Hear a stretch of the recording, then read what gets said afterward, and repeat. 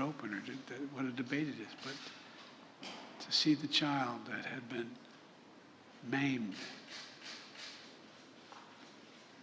and the country and the world saw, not just heard the story of Emmett Till and his mother, as a story of a family's promise and loss and the nation's reckoning with hate, violence, racism, overwhelming abuse of power, brutality. It's hard to fathom. Hard to fathom this even in war for me. It's hard to fathom. But today, on what we've been, would have been Emmett's 82nd birthday, we add another chapter to the story of remembrance and healing. Just as we joined together when I signed the law in his name to make lynching a federal crime, and think how long that took for that to happen. I mean, and we screened the movie Till at the White House. Today we join together as I sign a proclamation designating Emmett Till and Mamie Till-Mobley national monument in both Illinois and in Mississippi.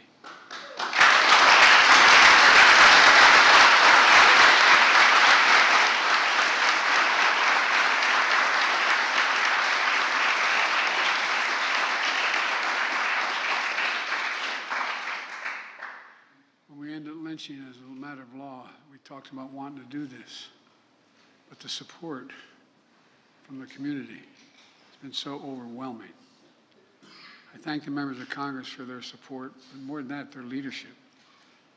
At a time when there are those who seek to ban books, bury history, we're making it clear, crystal clear.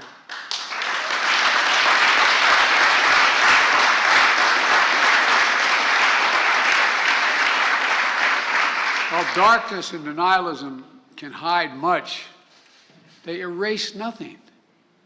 They can hide, but they erase nothing. We can't just choose to learn what we want to know. We have to learn what we should know. We should know about our country. We should know everything, the good, the bad, the truth of who we are as a nation. That's what great nations do, and we are a great nation. That's what they do. For only with truth comes healing, justice, repair, and another step forward toward forming a more perfect union. We've got a hell of a long way to go.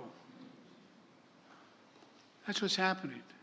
That's what's going to happen with visitors of all backgrounds to learn the history of Emmett Till and Mamie Till-Mobley through our national monument. Look, telling the truth and the full history of our nation is important. It's important to our children, our grandchildren, our great-grandchildren, to our nation as a whole. I've said it before. It was a lesson I learned coming out of not like real leaders in the civil rights movement, but I came out of the civil rights movement as a kid, as a public defender, and I used to, think that you pass something that was good, you can make hate go away. Hate never goes away. It just hides. It hides under the rocks. And given a little bit of oxygen by bad people, it comes roaring out again. It's up to all of us to deal with that. Up to all of us to stop it. Up to all of us. The best way to do it is with the truth. It's used in a different context, but I think it applies here. Silence is complicity. I will not be silent, nor will you be silent about what happened.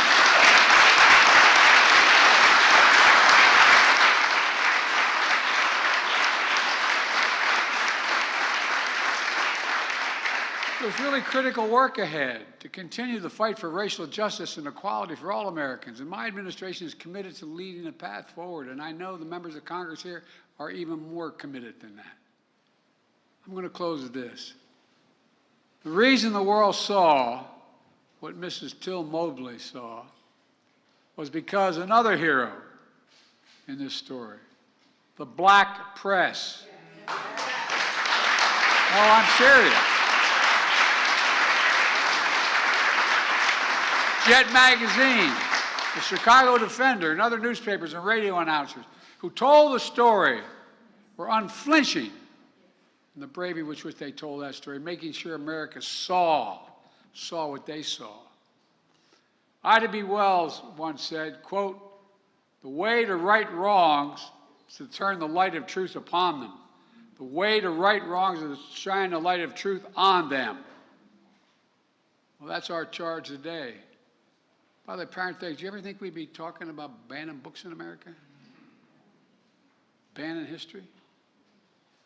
I'm serious. To the Till family, to all of you here today, I thank you for your courage, for never giving up. Never, never giving up.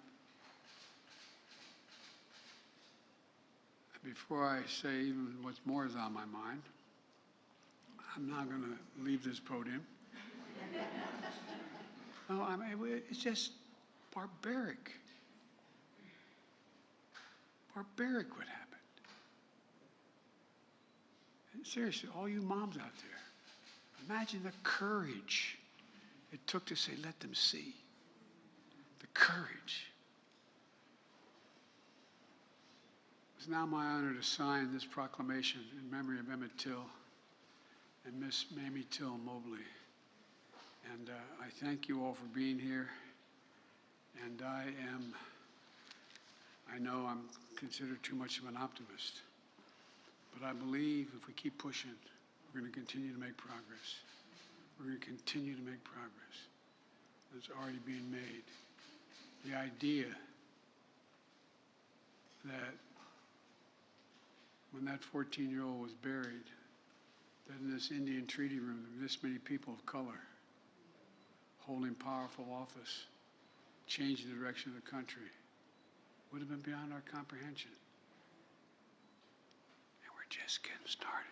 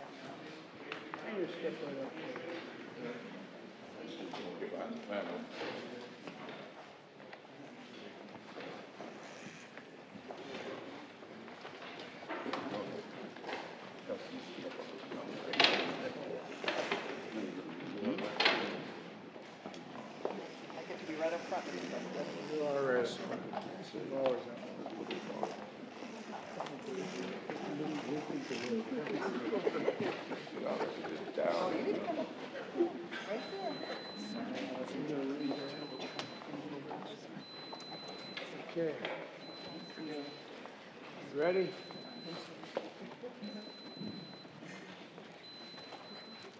The proclamation I'm signing establishes the Emmett Till, Mamie Till-Mobley National Monument.